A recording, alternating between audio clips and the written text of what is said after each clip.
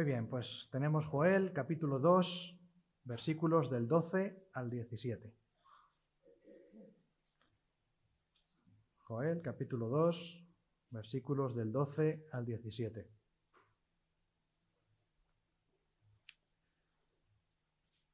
Antes de decir yo nada, voy a hacer la lectura del pasaje y luego ya empiezo a hablar. Joel 2:12, dice: Por eso, pues, ahora, dice Jehová, convertíos a mí con todo vuestro corazón, con ayuno y lloro y lamento. Rasgad vuestro corazón y no vuestros vestidos, y convertíos a Jehová vuestro Dios, porque misericordioso es y clemente, tardo para la ira y grande en misericordia, y que se duele del castigo. ¿Quién sabe si volverá y se arrepentirá y dejará bendición tras de él? Esto es, ofrenda y libación para Jehová vuestro Dios. Tocad trompeta en Sión, proclamad ayuno, convocad asamblea, reunid al pueblo, santificad la reunión, juntad a los ancianos, congregad a los niños y a los que maman. Salga de su cama el novio y de su tálamo la novia.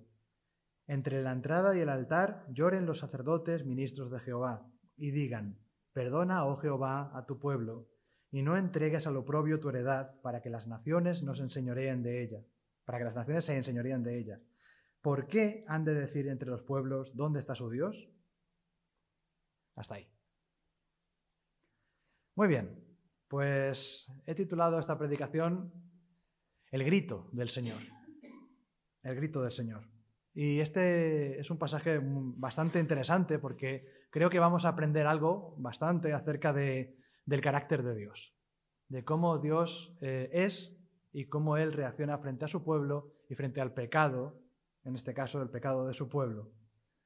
Y lo que vamos a ver, en conclusión, en resumen, en grandes palabras, sería el amor, el gran amor que tiene Dios para con su pueblo, que una y otra vez advierte y advierte y advierte y advierte y advierte y advierte.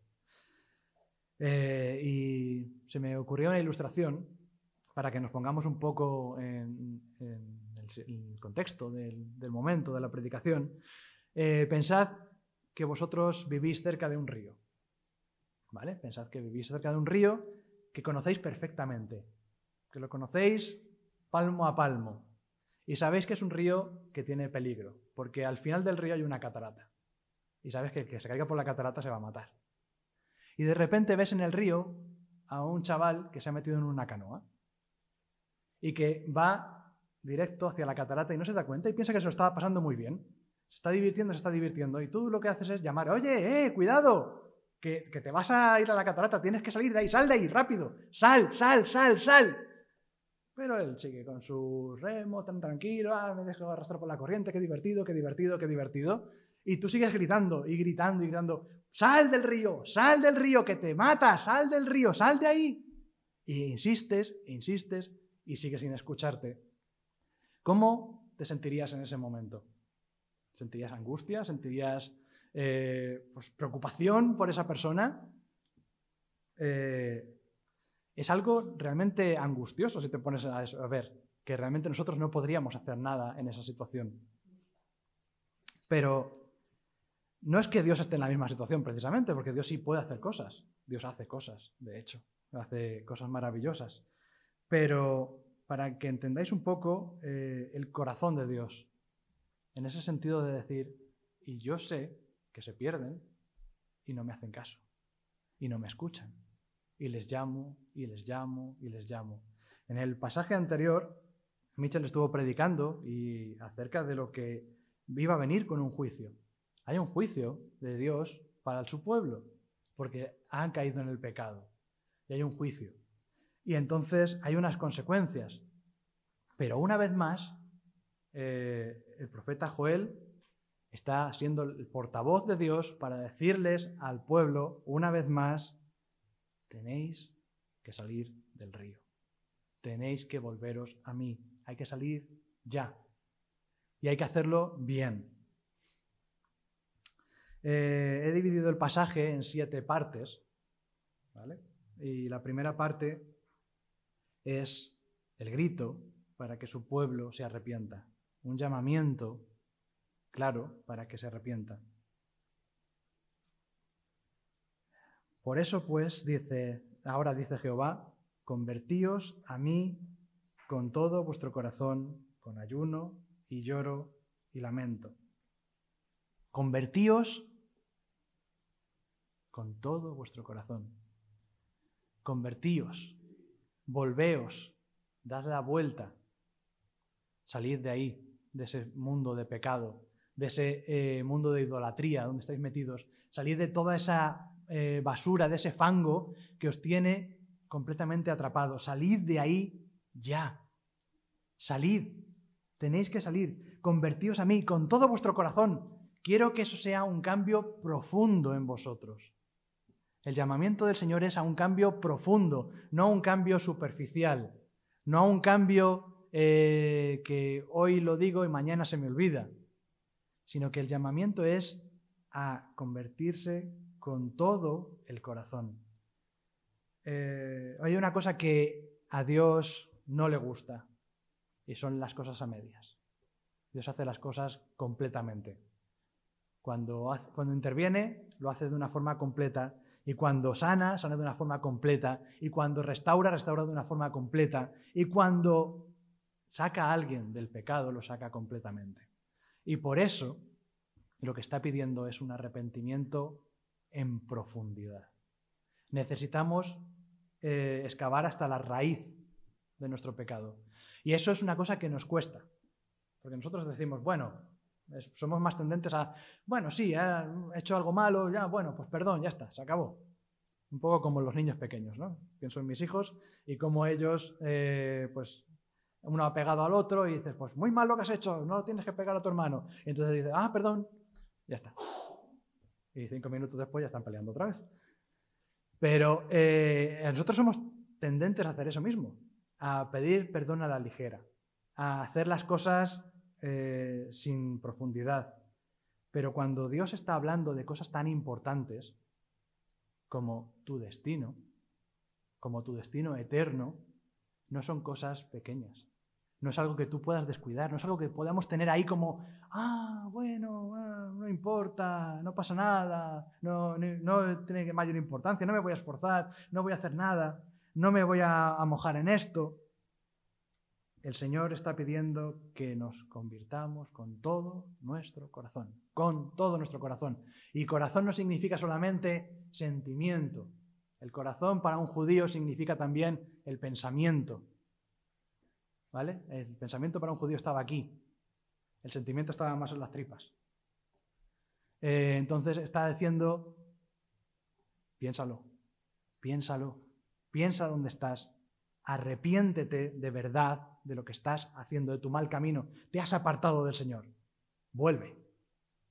Pero vuelve ya. Y vuelve en profundidad. Y para eso necesitas 3 herramientas para salir de ese pozo. 3 herramientas. Con ayuno, lloro y lamento. La conversión genuina, el arrepentimiento genuino, suele venir acompañado de lágrimas. Porque cuando de verdad sentimos algo en profundidad, cuando de verdad nos arrepentimos de algo, lloramos.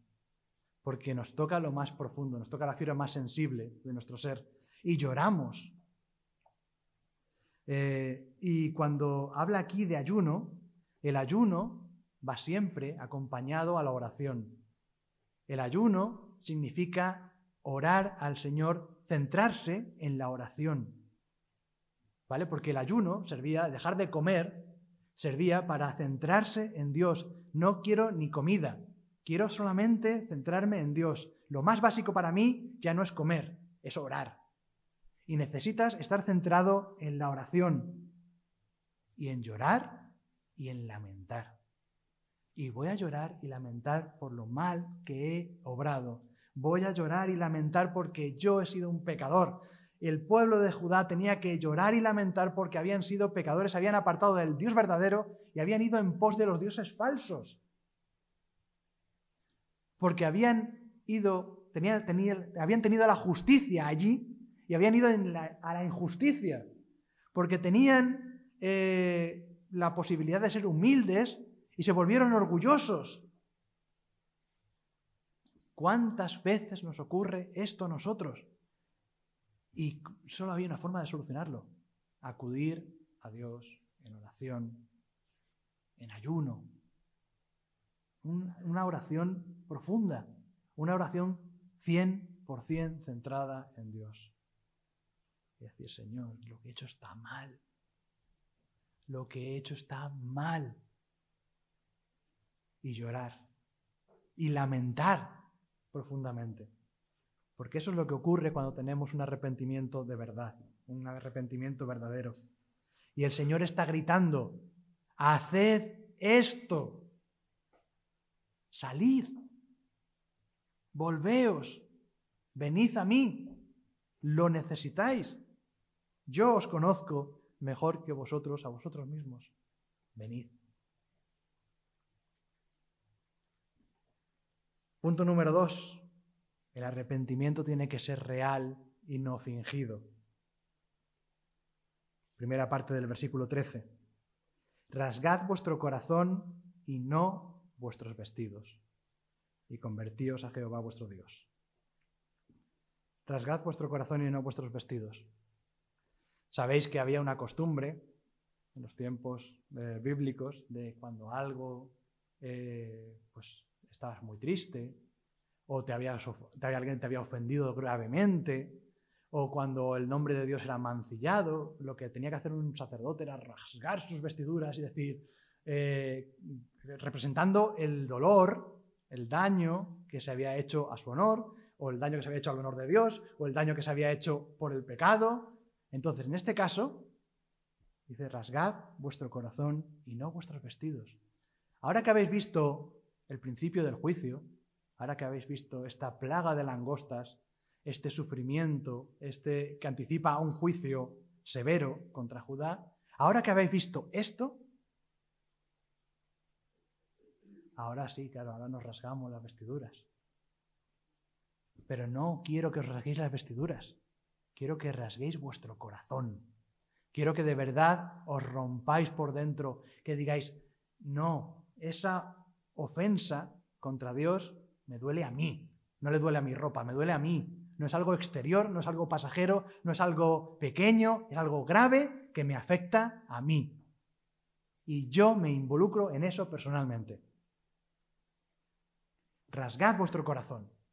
Rasgad vuestro corazón, porque el problema es que sois superficiales, que todo os gusta hacer por las apariencias, que parezca que sois muy santos, muy piadosos, que parezca que somos todos muy buenos cristianos en la iglesia.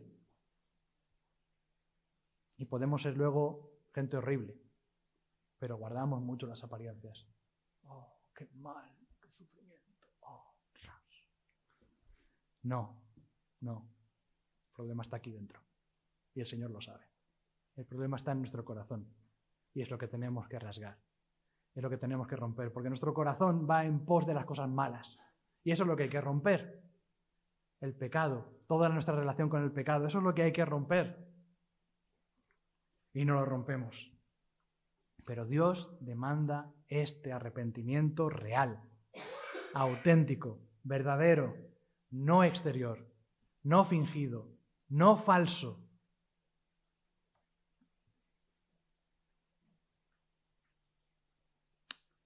Tercer punto,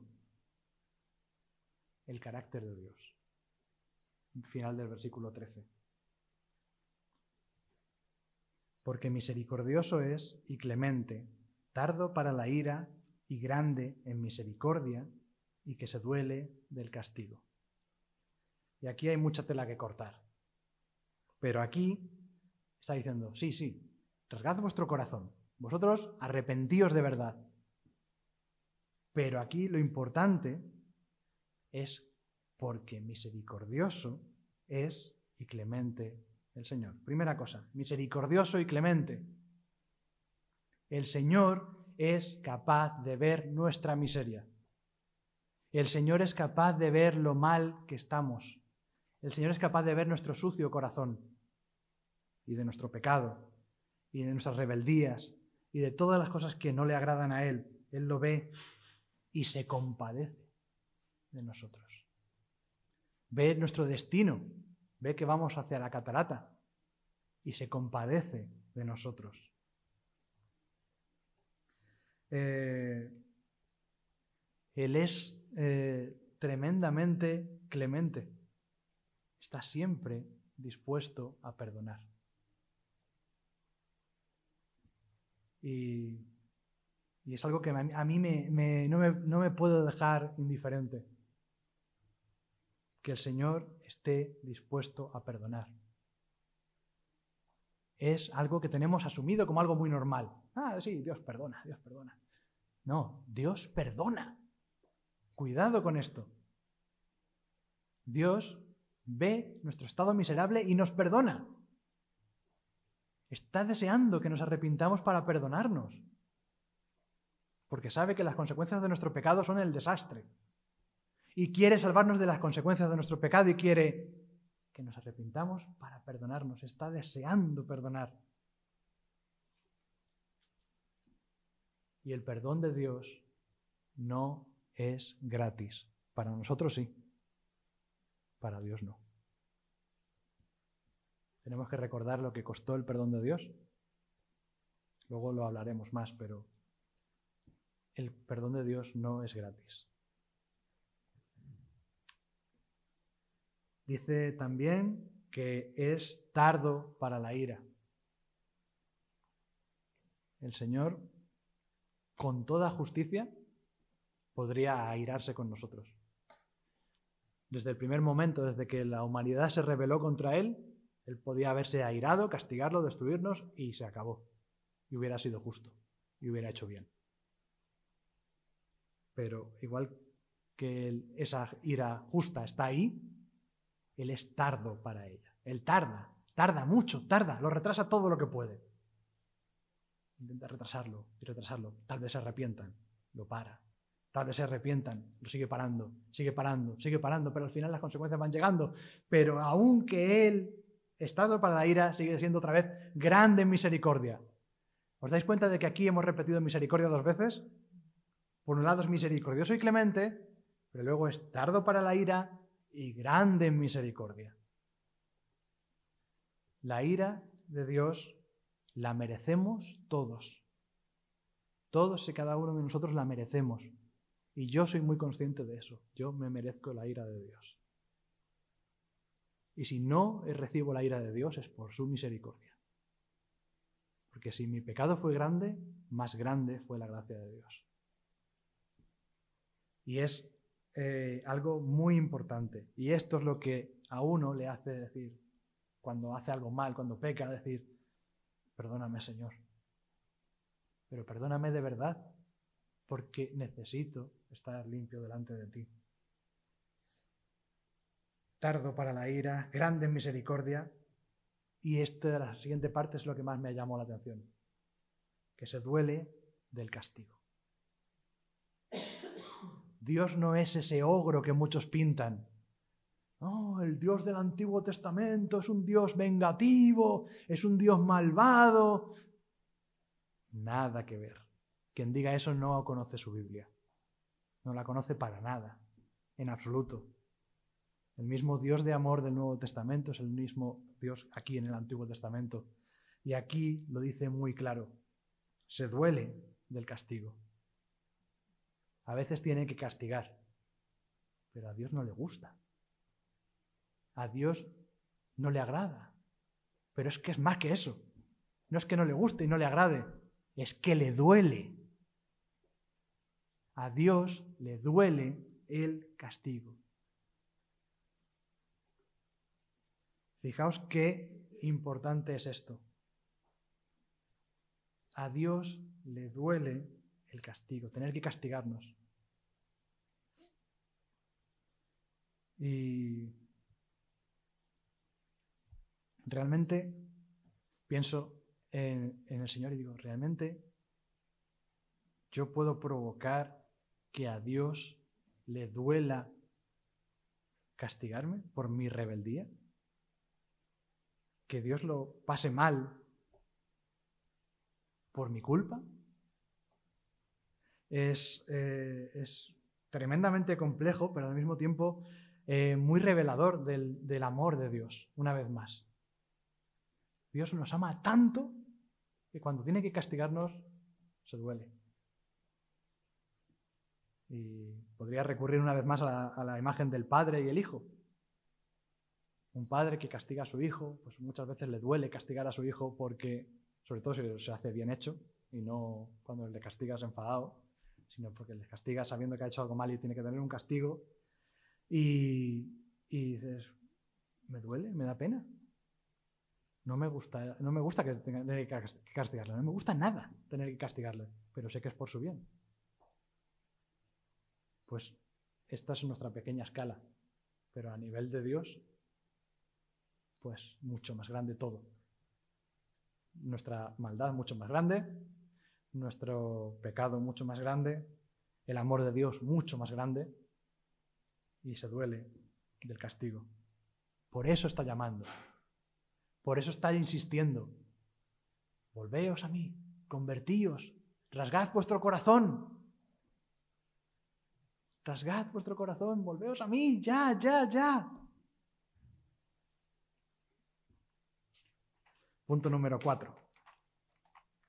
Y esta es otra parte curiosa. El arrepentimiento de Dios. ¿Dios puede arrepentirse? Vaya, es una pregunta entre filosófica y teológica. ¿Dios se puede arrepentir de lo que hace? Bueno, es una forma de hablar realmente, ¿vale? No es que Dios se arrepienta como nosotros nos arrepentimos. Nosotros podemos hacer algo mal y nos arrepentimos de ello. Dios no hace nada mal, ¿vale? Como hemos visto antes, Dios se duele del castigo, ¿vale? Pero Dios no se arrepiente como los hombres. Dios, lo que pasa es que nos ama tanto que incluso su castigo es condicional. Siempre que hay un juicio de Dios en la Biblia, el castigo es condicional. Dice, por tu pecado te va a pasar esto, esto, esto, esto y esto. Y a veces no dice nada más. Por tu pecado te va a pasar esto, esto, esto y esto. Y dices tú, va a pasar. Pero luego hay un arrepentimiento. Y luego dice la Biblia, y se arrepintió Dios del mal que les iba a hacer y no lo hizo. ¿Realmente Dios se arrepintió? ¿O lo que quería Dios cuando les puso el castigo es que los otros se arrepintiesen para que Él pudiese perdonarlos? Esta es la clave, ¿vale? Porque en todos los pasajes donde el Señor hace esto, donde va a castigar y finalmente se arrepiente, es porque ha habido un arrepentimiento de las personas que iban a ser castigadas. Y Dios no quiere castigar. Dios no quiere castigar, no es la bruja que está ahí esperando para a ver si cuando le hace algo malo, ¡zasca! Ya está. Algo malo, ¡zasca! Ya está, lo aplasto. Como una mosca. No, Dios no es así. Dios está deseando perdonarnos. Dios no quiere eso. Busca el arrepentimiento del pecador. Lo busca una y otra vez. Acompañadme al Salmo 106.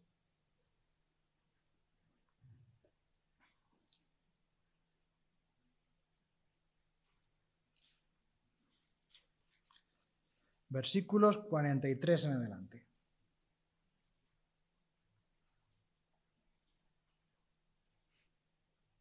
Este es un ejemplo de los muchos que hay en la Biblia, ¿vale? Hay bastantes.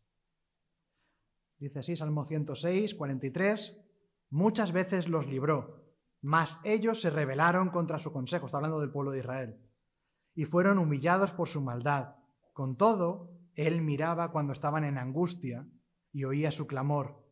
Y se acordaba de su pacto con ellos, y se arrepentía conforme a la muchedumbre de sus misericordias. ¿Os dais cuenta?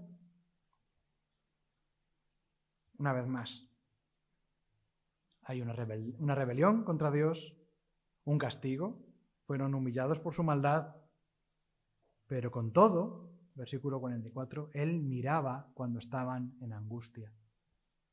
Y cuando lo miraba, no se estaba alegrando, estaba sufriendo con su pueblo. Entonces, se acordaba de su pacto con ellos y se arrepentía conforme a la muchedumbre de sus misericordias. Es por la misericordia de Dios que Dios se arrepiente de su castigo. Y no se arrepiente, hemos dicho, como nosotros. No es que lo haya hecho mal y se ha equivocado. No, me he equivocado, espérate, lo voy a corregir. No, sino que ese es el propósito de Dios. Si por Dios fuera, estaría dispuesto a arrepentirse siempre de cualquier castigo que fuera a hacer. Porque eso significa que nosotros hemos vuelto al lugar que tenemos que estar. Sin embargo, a pesar de que el Señor perdona y perdona y perdona y perdona, el río del que hablaba al principio tiene un final. Hay una catarata. Y el arrepentimiento, este arrepentimiento del Señor, también tiene un límite. Hay un momento en el que ya llega un límite que Dios dice, se acabó, ya no más. Por ejemplo, Jeremías capítulo 15, versículo 6.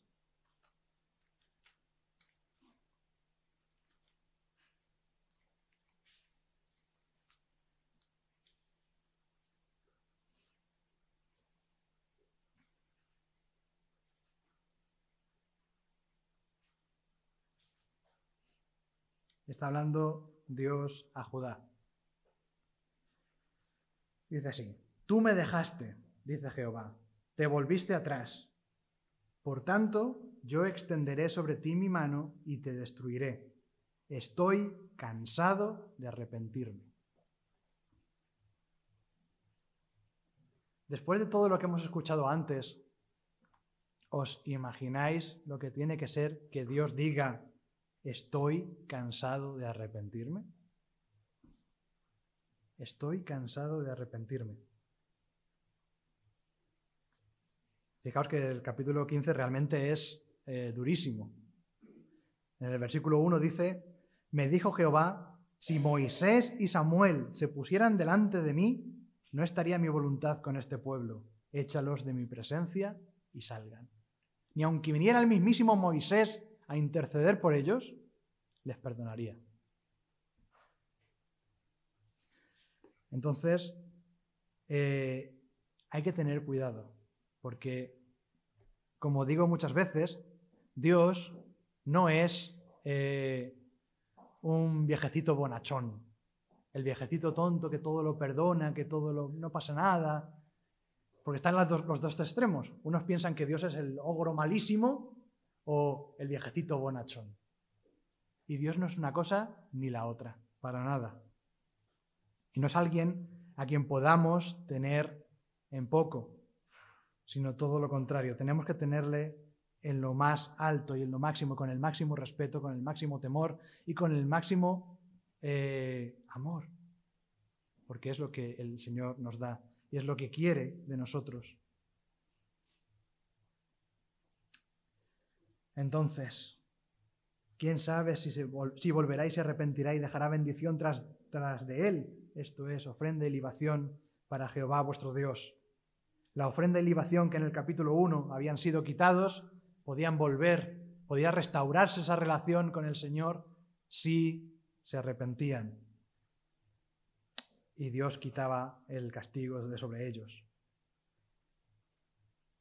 Y en esta labor de pedir perdón a Dios, ¿quién tenía que implicarse? ¿Era Joel el que tenía que ir allí? ¿Eran los sacerdotes los que tenían que hacer algo? Punto número 5 es, esto es cosa de todos. Versículos 15 y 16. Tocad trompeta en Sión, proclamad ayuno, convocad asamblea, reunid al pueblo, santificad la reunión. Juntad a los ancianos, congregad a los niños y a los que maman, salga de su cámara el novio y de su tálamo la novia. Es decir, es necesario que el arrepentimiento del pueblo venga de parte de todos. El Señor está demandando que todo el mundo se implique, no los líderes, no está hablando a los reyes, no está hablando a los sacerdotes, está hablando a todos. Tocad la trompeta para que vengan todos a esto. Hasta los viejos, a los que mucha gente ya no les tiene en cuenta, también cuentan, que vengan. Hasta los niños. No, ellos no lo saben. Sí saben, que vengan. los niños, incluso los que maman, que estén participando también de esto. Que vengan a la casa de Dios a orar, que vengan a arrepentirse, que vengan a humillarse delante de Dios. Es importante. Y no es momento de bodas.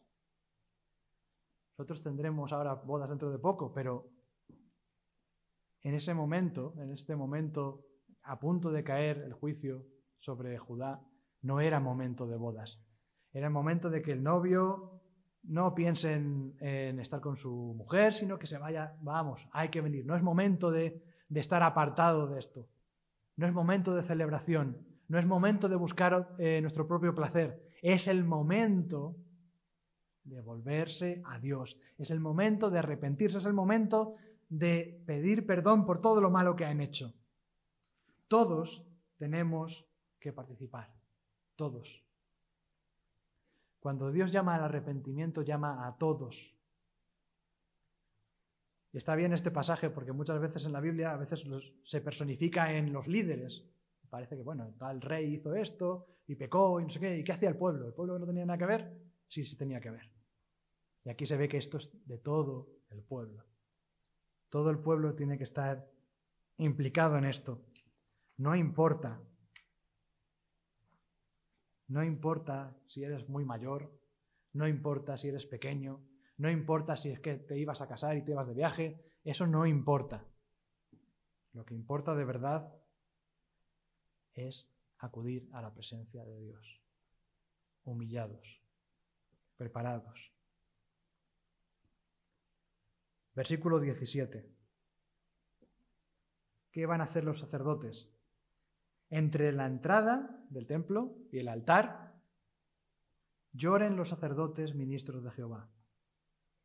Que lloren. ¿Y qué van a decir? Perdona, oh Jehová, a tu pueblo, y no entregues al oprobio tu heredad, para que las naciones se enseñoreen de ella. ¿Por qué han de decir entre los pueblos, ¿dónde está su Dios? Y esta forma de dirigirse a Dios es muy parecida, a mí me recordaba mucho a Moisés. Como Moisés hablaba siempre con Dios y le pedía, pero Señor, van a decir que tú sacaste al pueblo de Egipto para que luego murieran en el desierto. ¿Y qué van a decir de ti? ¿Qué van a decir de ti? Y Moisés estaba preocupado por el Señor, más bien por el nombre del Señor que por el pueblo, pero decían, perdona al pueblo, porque si no, ¿qué van a decir de ti? Y aquí, lo que está diciendo Joel, os recuerdo que es lo que Dios le dijo que dijera. O sea, Dios mismo, no es que le vayan a engañar, sino que Dios mismo está diciendo, decídmelo, pedídmelo, pedidme que no destruya este pueblo para que no sea oprobio de las naciones, para que las naciones no se enseñoreen de ella, para que no digan, ¿dónde estaba vuestro Dios? ¿Dónde estaba vuestro Dios? ¿No os protegió? Fue destruido este pueblo, era el pueblo de Jehová. ¿Y dónde estaba Jehová? Pues Dios mismo está diciendo que vayan los sacerdotes, que lloren. Una vez más, que lloren.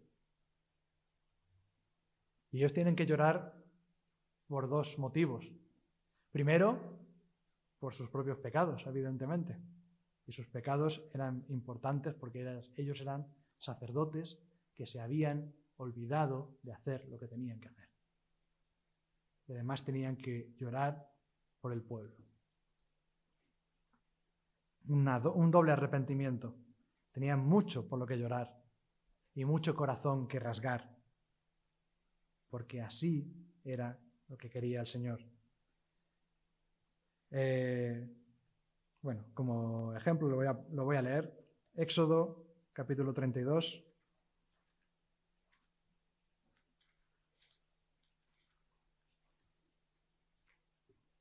Versículo 11.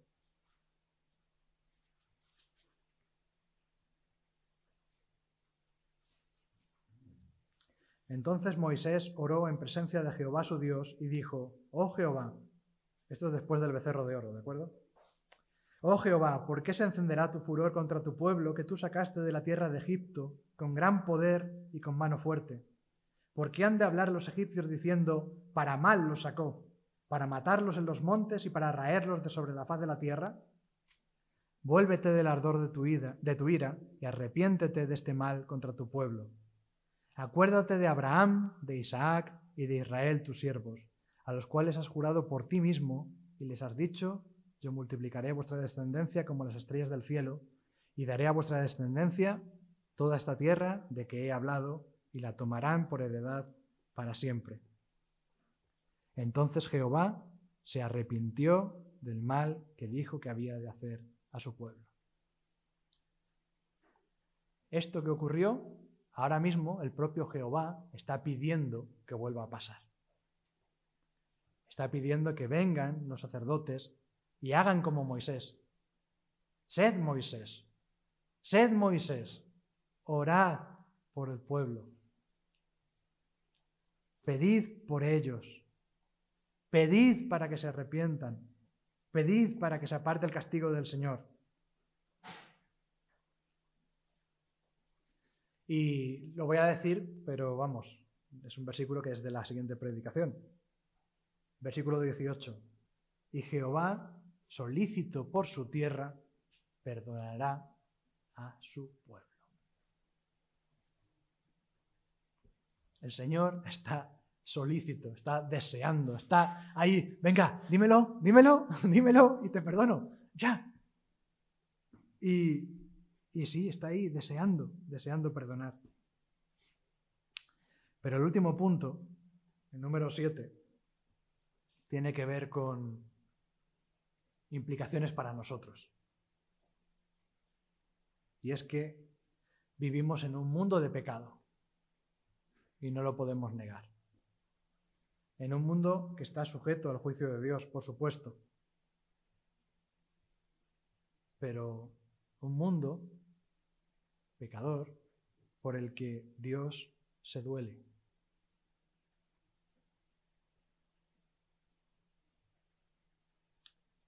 Dios ve el pecado que hay en el mundo y se duele.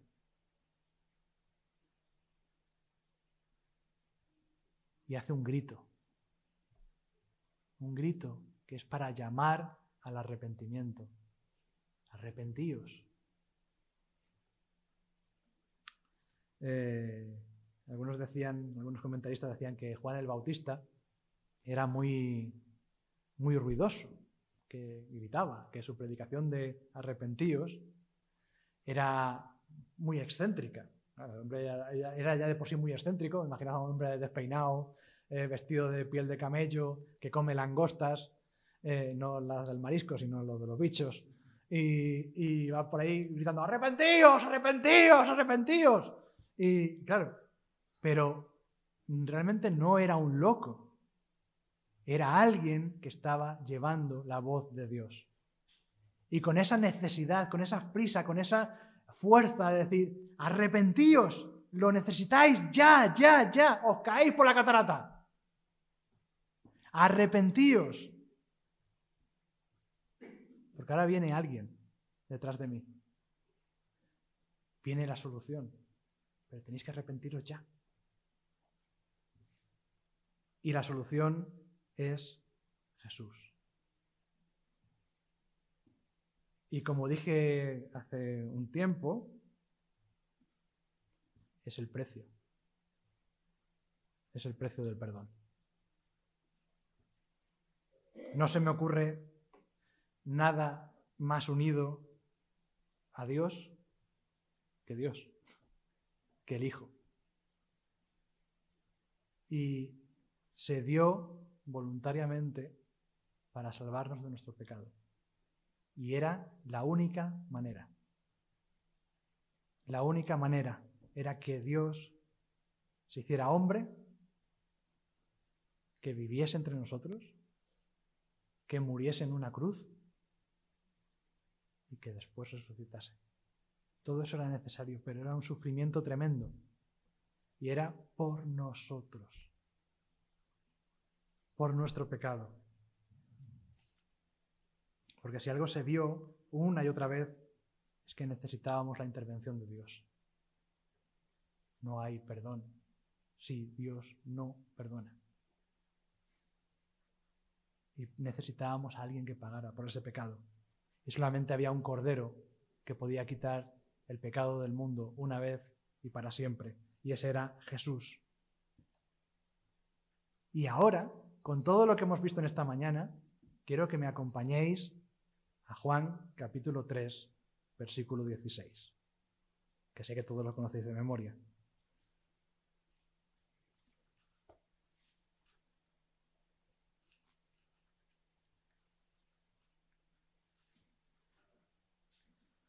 Juan 3, 16.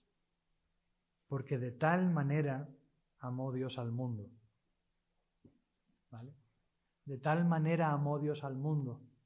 Ese mundo que veía caer.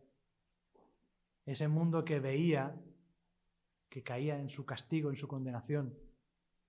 Y que Dios se dolía al castigarlos. Pues de tal manera amó Dios al mundo que ha dado a su Hijo unigénito. A su único Hijo. Para que todo aquel que en Él cree no se pierda. Para que todo aquel que en Él cree, todo aquel que cree en Jesús, no se pierde. Es como si Jesús le hubiera echado la cuerda a aquella canoa que se iba al precipicio, a la catarata, y lo hubiera traído a tierra. Porque ya no tenía forma de volver por sí mismo. Todo el que cree en Jesús no se pierde, no se pierde, mas tenga vida eterna. Y de repente, de estar en el límite, de estar al borde del abismo, pasamos a la vida eterna. Y es un cambio radical, que solamente podía hacer Dios. No había otra forma, era imposible salvarnos. Pero es que era imposible, todavía más, doblemente imposible, no solamente salvarnos, sino llegar a ser hijos de Dios. Y no solamente hijos de Dios, sino que también participamos en su obra de salvación, porque nos ha mandado que vayamos nosotros con el Evangelio y vayamos a otras personas, para que otras personas también puedan ser salvadas por el Señor. Y Dios sigue gritando. Pero ¿sabéis qué?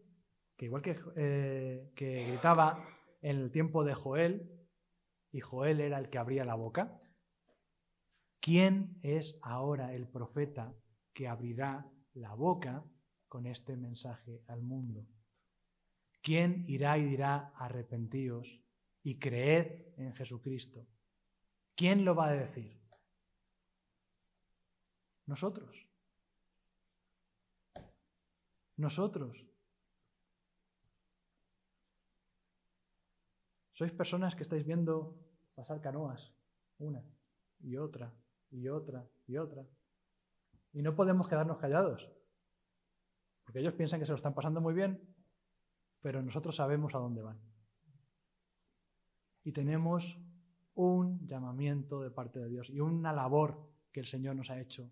Id y predicad el Evangelio. Id y predicad el Evangelio. Id y predicad el Evangelio. Y necesitamos en ese sentido ser estos profetas que dan voz a Dios. Porque a Dios le ha placido, podía haberlo hecho de otra forma, podía haber mandado una voz desde el cielo para todos, pero a Dios le ha placido hacerlo así, a través de nosotros. Pues tenemos una tarea por delante muy seria, pero lo que el Señor ha hecho con nosotros es tremendo. Lo que el Señor aún sigue haciendo es tremendo. Y un día tenemos que volver con el Señor, estar en su presencia de verdad. Ahora estamos en su presencia, pero más, aún más, cuando se vea completamente la presencia de Dios y todo sea manifiesto. Entonces, será el gozo eterno, la maravilla eterna. Y podíamos habernos caído por el precipicio, pero Dios nos rescató. Pues que a Él sea su gloria, la gloria, y que vamos a orar. Señor, te damos muchísimas gracias, Señor. Gracias por tu palabra, gracias por tus maravillas, Señor. Gracias por ese perdón que hemos recibido de ti. Señor, ayúdanos a no olvidarnos de lo que tú has hecho en nuestras vidas. Y no solamente eso, sino también a no olvidarnos y pecar otra vez y no pedir perdón y pensar que todo esto no tiene importancia.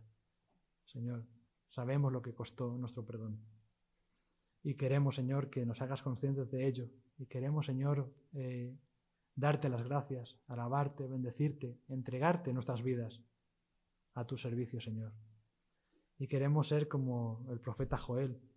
Y queremos proclamar lo que tú tienes que decir al mundo, para que ellos también puedan arrepentirse y puedan volver a ti.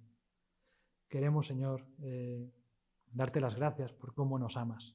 Queremos, Señor, agradecerte porque tú no quieres castigarnos, ni quieres hacernos mal, sino que quieres lo mejor para nosotros.